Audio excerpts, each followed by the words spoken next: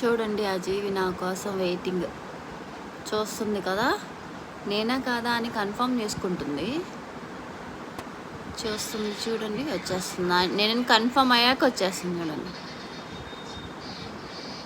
Daily ఈ టైంకి వస్తుంది.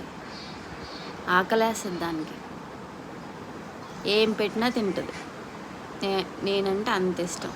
నా కోసం వెయిట్ చేస్తుంది.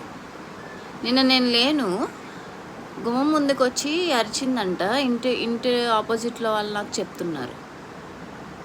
సారీ నిన్న లేనందుకు, కొంచెం బిజీగా ఉన్నా నిన్న.